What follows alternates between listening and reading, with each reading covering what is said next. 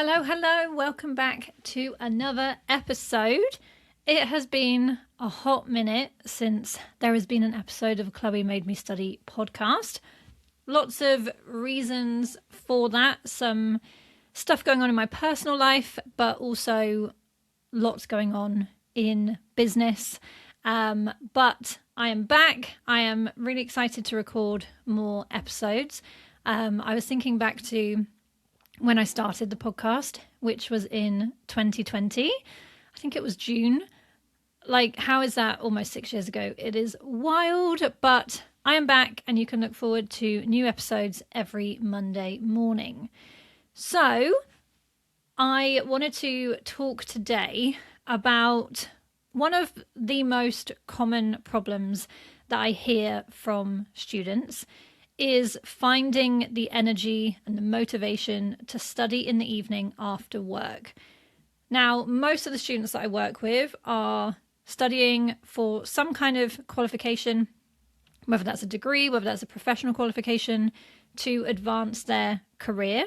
So they're typically working full-time or part-time, which means other than their days off, whether that's the weekend, they're typically going to be having to study on days that they're also working.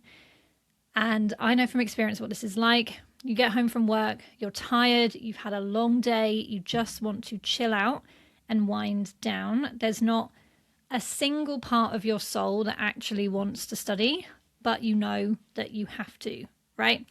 I get it. I've been there. When I did my degree, it was alongside working full-time, and I remember the struggle. I would get home from work and I would sit in my car on the driveway just for like 5-10 minutes, just to really summon up the energy, because I knew once I got through the door that I would either do the thing, get some studying done, or I wouldn't, and I would sack it off, and then I would go to bed feeling guilty. So it just felt easier to sit on my driveway in limbo land, right?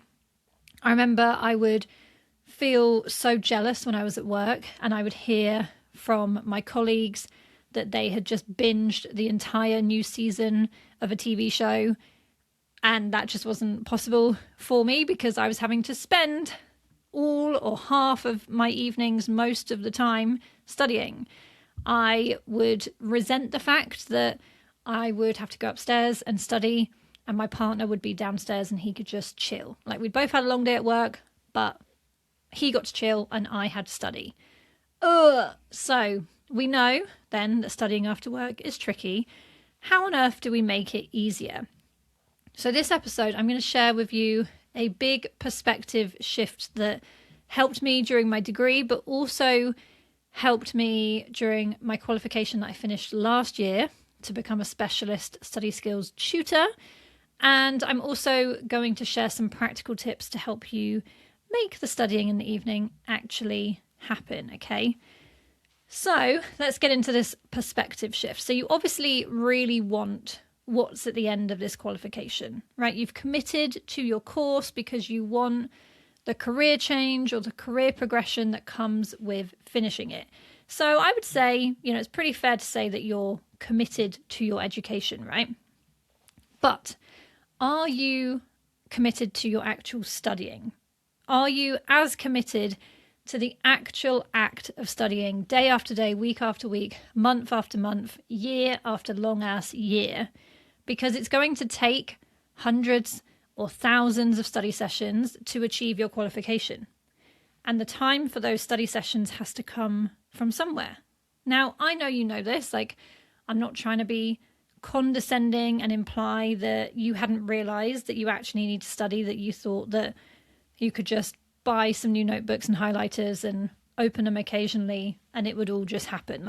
I'm not trying to imply that that's what you think is happening, but there is a difference between actively having to decide every single day whether you're going to study and when, and fighting yourself over that decision and beating yourself up when you don't make that decision. There's a difference between that and just accepting the commitment and making peace with it. Now, this was the shift for me. Making myself study became a lot easier when I just accepted it was a part of my life. Just like I had to go to work Monday to Friday from 9 to 5, just like I had to pay my rent on the first of each month, and just like how I have to fill up my car with petrol when it's getting low, even though I still struggle with this one, I also had to study about 15 hours a week. Now, this amount would obviously change a little bit. The days and times of my study session each week could change. Some weeks I could do less because others I would do more, but I still had to do it, right? I still had to carve out about 15 hours a week. Now, because I'd committed not only to pursuing a qualification, I'd also committed to the sacrifice. Making peace with this was really liberating because before I would waste so much energy each and every day, so much willpower stressing about, should I study today? If so, when? Like, when I get home from work, do I want to study? Do I have to? Can I sack it off and do it another day? How am I going to fit it in with everything else I want to do? I'm so tired. And it just took up a lot of brain space. Like, people talk about decision fatigue and can you do things in life to reduce the amount of decisions you have to make? Like, some people, just go and get like food prep delivered to them so they don't have to make that decision of what to eat every day. Some people just create a bit of a like work uniform so that they don't have to decide what to wear every day.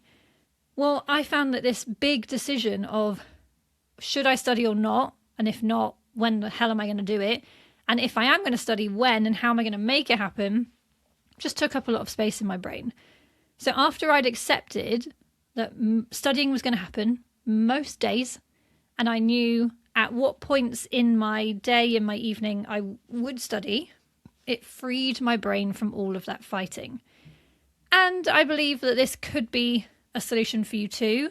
If trying to study after work is feeling really hard and it's causing you a lot of stress and guilt. So I've got some prompts for you to answer, and I will share some tips to not only make it easier to study after work, it will also make you more productive so that you get more done. So my first question is, what will studying after work gift you? Now you may be thinking, well, what are you on about? But hear me out.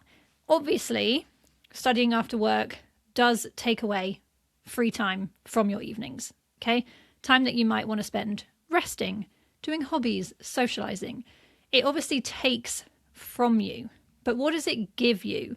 What are the benefits of studying after work? Now, you may be thinking, there are none, Chloe. There are absolutely none.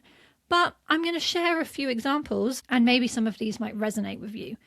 So it might be that you say to yourself, okay, if I study for 2 or 3 evenings after work, I'll only have to study on Saturday rather than on Sunday as well.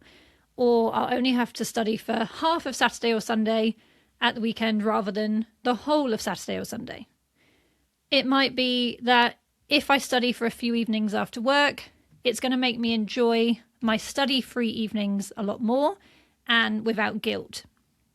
Because I know for me that even when I wasn't studying, I would feel guilty about it because the reason I wasn't studying wasn't because I'd intentionally planned to not study. It was normally because I'd planned to study and then I couldn't actually motivate myself to do it. So you will enjoy your study-free time a lot more if you actually get the studying done on other days. So another one might be, if I study during the week after work, it will be easier to study at the weekends because I will be in the habit of it and I will be more consistent, so the resistance will be lower. Or if I study during the week after work, I will feel less stressed during the week and it will put less pressure on my weekend because I know I'll have already ticked off quite a lot of my study tasks. So when it comes to studying at the weekend, it's not like I've got all of this pressure on myself to have this like perfect study time. And also if we're constantly like putting off all of our studying to when we have a big block of time, there's just a lot of pressure on that day and you can end up like dreading your weekend knowing, oh my God, my weekend is just going to be studying. So can you see that while, yes, studying in the evening after work is a sacrifice, it's also like kind of not, because it is so worthwhile for your motivation, your mindset, your progress, and how much you enjoy your non-study time too. Okay, so hopefully you've made a little bit more peace with the fact that you have to study after work and you're on board with the benefits. The next question is, when are you going to make it happen? Like, maybe you quite like being flexible with your studying, so you would rather like play it by ear instead of deciding exactly when you're going to study. But if you are studying alongside quite a busy life, work life, personal life, family life, you all know, I know, that we have conflicting priorities. And when it comes down to it, unless you have a deadline right in front of you, studying gets pushed to the back burner. So it can be helpful to know what windows of time make sense based on your schedule. So just take a minute to actually think, like, firstly, when is studying just not, it just doesn't make sense for you? Like, which evenings aren't going to work for studying because of other plans? And that's quite helpful to know because it lets you off the hook rather than seeing like every day that you don't study is a wasted opportunity. You can see, well, actually, there's multiple days a week or one day a week where studying actually doesn't make any sense because of everything else you've got going on. So then once you've done that, you can then think which evenings make sense as your go-to study evenings. Which ones are the best based on everything else going on that you can actually devote a good amount of time to study. And then what time slot makes sense for your studying. So based on when you get home from work, when dinner is, if you have kids and you need to do bedtime, if you've got other commitments, what time slot actually makes sense? Like, would you be studying as soon as you get home from work before dinner? Would you be studying after dinner? Would you be studying after bedtime? Like, when would you actually do it? There's something powerful about actually realistically stating these windows, not just leaving them vague, like, oh yeah, I'll try and study after dinner for a bit some evenings. So setting a clear intention such as my go-to study evenings are Monday, Tuesday and Thursday, either as soon as I get home from work before dinner, about 5:30 to 6:30, and or after dinner between 7:30 and 9 p.m. Like, there's intention behind it.